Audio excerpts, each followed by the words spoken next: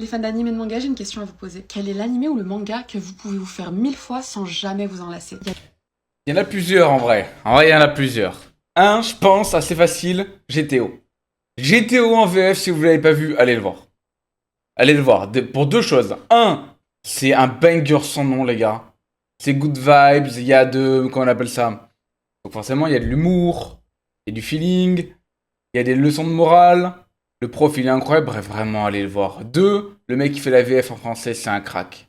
C'est un mec qui fait des tournées de plusieurs conventions, il est adorable, il a l'air... Enfin, en tout cas, moi je l'ai pas rencontré, mais il a l'air adorable, gentil. Dès qu'il doit faire une dédicace à un fan, il le fait. Enfin bref, toutes les raisons d'aller voir GTO. Ensuite, Death Note en VF aussi. Mon dieu, la VF de Death Note incroyable, et surtout la VF de Ryuk, les gars. Death Note, c'est un pur banger sans nom. Évidemment, je vais le lire, parce que bon, il faut bien lire. Troisième, je dirais Dragon Ball. Plutôt Dragon Ball Z, j'avoue Dragon Ball j'y suis un peu moins fan, mais Dragon Ball Z, tu te refais les sagas, la saga Saiyan, ensuite t'arrives sur Namek, le SCJ, puis après ça enchaîne Cell, et surtout la saga Book et le masterclass avec le générique.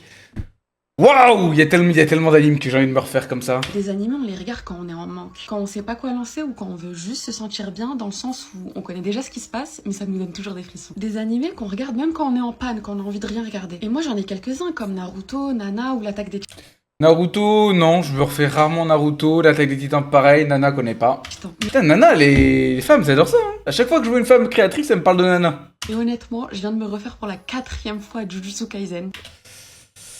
Ah, la saison 1 était belle, je trouve la saison 2 était beaucoup moins bien animée, je sais ce que vous allez dire. Oh non, non, non, non, c'est un style de dessin. J'aime pas ce style de dessin, d'accord? J'aime pas. Je trouve que ça fait brouillon, je trouve que ça fait pas propre. Pourtant, je crois que c'est un FR qu'il a fait Vincent quelque chose, je crois. Qu'il a fait donc Masterclass, trop content, fierté nationale, y a pas de problème. Mais j'aime pas ce style de dessin.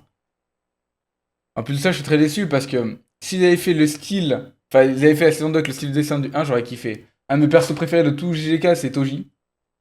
Quel flow. Quel homme! Et je vous jure, ça m'a mis bien et mal à la fois. Déjà, j'avais oublié à quel point l'arc Shibuya est incroyable. L'arc Shibuya est très bien, mais... Pour ceux qui connaissent le manga, l'arc final, c'est une masterclass!